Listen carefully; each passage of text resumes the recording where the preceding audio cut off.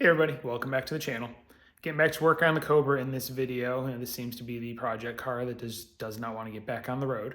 Left off, I was messing around with the belt because, Ford in their infinite wisdom has multiple water pump castings for the small block, and there's differences, and just changing a water pump, not pulleys or anything, caused the original belt to be way too small. So new belt is on order, waiting for it to arrive, hasn't arrived yet. So that being said, I guess I'm going to get to work on some other things. Still have to work on the coolant reservoir slash purge tank, get that adjusted so it'll fit the distributor. Have to work on plumbing the fuel system. Do have a little bit more wiring to do as far as just getting some retainers put into place and a little bit additional wiring just for the dash, creating some hookups and whatnot. And I do have to finish putting the dash together as well. So that being said, I am going to get back to work on the car. All right, so before I do anything with the engine, I want to give an update on the dash. As you can see, pretty much everything is installed. The only thing missing is the blower motor switch, which will go right around here is where the hole will be punched in for that. Just haven't grabbed it yet, but other than that, everything's installed in place. It went in pretty well. I will say with these switches that have the little two-prong collars, they're kind of a pain in the butt to get installed. Especially with this dash because there's so much foam backing. You really have to make sure you kind of clean out the backing around where the hole is from the vinyl, as well as put some pretty good pressure on them. I was actually using this tool here, which is actually for watches, for taking the back plate off watches. It's got an adjuster on it so you can adjust the width, and this did work for the three that are about the same size. It didn't work on the small one. It wouldn't get small enough. So for that one, and for also tightening the other ones, I was actually also just using two very small flathead screwdrivers, just kind of very carefully put them in and just twist, just try not to slip or scratch or anything like that. So, but anyway, everything is installed. So next is going to be messing around with the wiring on the back, which you can see I did plug in the harness that was in the car, but some of the lights don't reach or aren't right because the plugs for the speedometer and tach are different versus the other gauges. So I'm gonna have to do a little bit of snipping and adjusting and whatnot and get things tied up here. Along with that, I also did, I believe I said earlier, kind of marked up. I have that trailer connector. You can see there, it's this two boxes that are plugged in together, and I've got some tape on it. I'm going to use that for mostly the lights, the headlight switch, and then also the positive, ground, and that should at least give me some hookups and make it easier to disconnect when if I ever have to take the dash out or anything. So I'm just trying to simplify things as much as possible. So what I'll probably do is get this side of that connector and start wiring everything up on the back of the dash, get that all figured out, and then I can go ahead and start messing around with the engine stuff again once the belt comes in, and see if it fits and go from there. All right, quick update. All of the lights are now wired in their places, and I did strip the two ends off of those, hook them up to my drill battery, and everything lights up. So we have lights on all the gauges, so that's a win. Next is going to be working on just getting the connectors set up and whatnot so I can have this kind of as a plug and play to get in and out of the car. All right, real quick, back inside the car, I went ahead and got all the connectors hooked up for this side of the trailer plug, so everything is good. It's wired into the car. So now I just need to take the other side of it, which is sitting right here, and I've got it all labeled. So I can go ahead, take this over to the dash, start getting everything connected to that. All right, so I was working on soldering a few of the wires to the back of the dash to get that connector hooked up, and I ran out of the red size solder stick connectors that are the ones that I'm using. So ordered some more. They should be here tomorrow. So since I'm stuck in, without being able to do that, one thing I thought I would look into is the speedometer and actually the odometer. As you can see, my old dash, I still have it here. My reading is 2181 and like 9/10, I think it is. So I need to transfer that over to this speedometer. And as you can see, I now have 3 miles on it because I was sitting here. I have a square bit in my drill and was running this at full bore. This is going to take a while to get that number up there. It is definitely not going to be a fast process. Sit there for a couple minutes to get 3 miles. So you do the math. Also, it is a reverse rotating speedometer in this versus what was in the Mustang, and the way the T5 is going to spin it. To move the speedometer that's on the old dash, the Mustang speedometer, I had to have the drill going one direction. In order to get the needle to move on this one, I obviously had to have it going the other direction since it's reverse reading. So according to the instructions, there is a reversing adapter from Autometer. Part number is right there, so it looks like I am going to need to order that in order to have a functional speedometer inside the car. So that being said, I'm probably going to sit here and mess with this for a little while because I really can't do anything else, and I can just start getting some mileage on here. I will film when I have the two matching, just so there is something documented showing that the mileage that is reading on the odometer in the car is the correct mileage. All right, time for a little update. I did get the connectors that I had on order in today.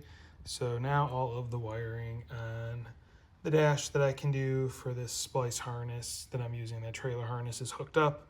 So everything has its positives, its grounds as needed. The few other things I'm running for the lighting system going through that plug are all connected.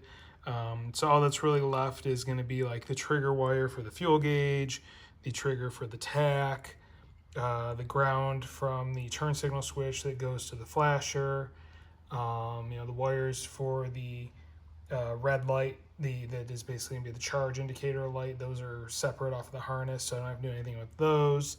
And then just a couple other things for like the horn connector, turn signal connector and stuff. Those are all just going to be individual wires that'll be hooked up. And then the fan switch over here, I have the ground hooked up, and then the lead is just going to splice into the trigger wire that goes across the firewall. That's just going to be a manual override for the fan. So all the wiring that I can do at this point in time on this panel is done. All right, so now that we have gone through the gauges and that is all wired, let's get onto something a little more interesting and a little more mechanical and crawl back under the car, because here is the belt that I had ordered, and this should be 2 sizes larger than the last one I had. So I'm gonna unpackage it, see if I can get it installed and get the alternator tightened, and hopefully this part of the job will be done. All right, well, that didn't work. The one I just tried installing, 5PK970, way too big. I should have just gone with one size bigger. Instead I went with 2 just to really pad my differences, because the 915 was still way too short. So I've now ordered the 940, which is right in between. So hopefully that will solve my problem once and for all. So that's on order. Should have it in a couple days from Amazon, and then fingers crossed that is the one I need. I'll go ahead and get these 2 returned.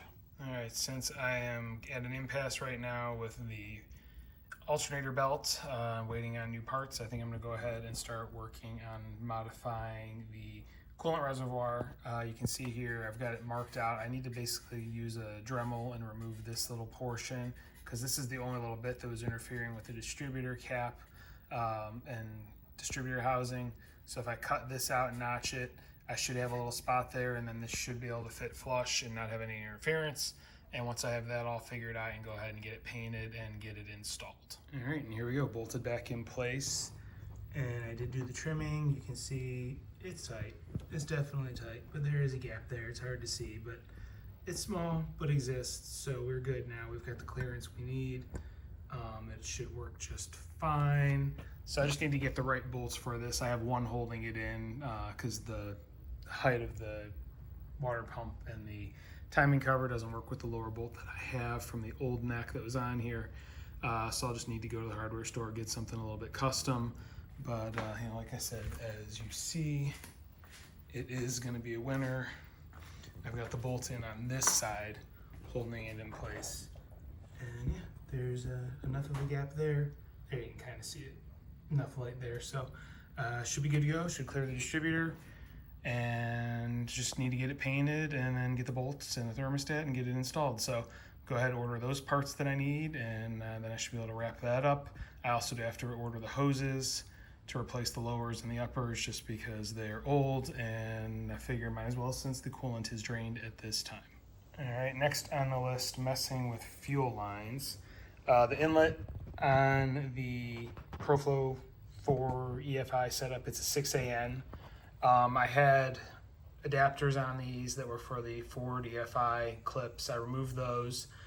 So I currently have a 6AN return and an 8AN feed.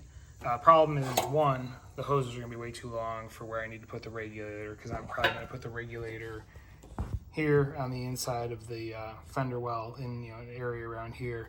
And as you can see, I mean, there's already a good length where they're coming up. I don't want it resting on the exhaust or anything, so I'll probably just cut these short. I'm just going to get new fittings. So I'll probably get another straight 6AN, because that'll go directly into the bottom of the regulator. I'm going to get a 90 for the 8AN, which will be the feed line, and then I'll get two 90s and a length of line to run from the regulator to the inlet there. So that should cover the fuel system. So I'll get those ordered. I also kind of wrote up a list of all the hoses I need, looking at the old hoses I have on the car. Thankfully, some of them have tags, such as that one, so I should be able to just buy duplicates of those. Like I said, I have to order a thermostat, bolts for the thermostat housing, the 2 bolts that hold that on. Need to get a coolant cap, and yeah, just slowly working up a list. Also, I'll need a coupler and then some new heater hoses. What I'm probably going to do is, from the factory, there's the whole little 90-degree that goes from here to there. I'm probably just going to cap this off and just run it direct, since I don't have the crossover pipes that the Mustang comes through or comes with. So I'll just have 2 lines coming off of the water pump down there that'll just kind of follow along here and then hook up to those 2 lines, since there's no metal lines that I have to work with. So yeah, coming along, getting thoughts in line of what I'm going to do and how I'm going to make this work, so I can hopefully get this thing together and run it. All right, so next thing on my list is the coil, because I need to figure out where I'm going to mount that. As you can see, that's what I have to work with as far as the line goes, not very far. I was thinking I would mount it there, but I don't have enough length. What I'm probably going to have to do is create a bracket that'll use some of these existing bolt holes on the head, and then I can have the coil itself kind of just sitting here upright off that bracket, and that's enough length to get to the distributor. And then I can just extend the wires that come off of the ProFlow harness, because they are actually pretty short. They're wrapped around behind the engine over there. It's the harness that's laying on the top of the fuel rail. So something else that I'm gonna have to make custom just to try and make this work, which shouldn't be difficult. I can just get some aluminum bracket or aluminum bar stock or whatever, and just kind of create a bracket of sorts and get this thing put together. So that is next on the list. All right, and with that, I think I'm gonna call this a video. I have a bunch of parts to order so I can finish up many projects that are going on here in the engine bay. Kind of, as I referenced earlier, those are the 2 coil wires that I'm gonna have to extend, wrap around the other side. But anyway, yeah, I've got a lot of stuff to order so I can wrap up the fuel system, the cooling system, get the coil mounted, lots of stuff currently in place. So I think I'm going to call it a video here, droned on long enough. There's been, a lot of things I've touched on, just haven't finished.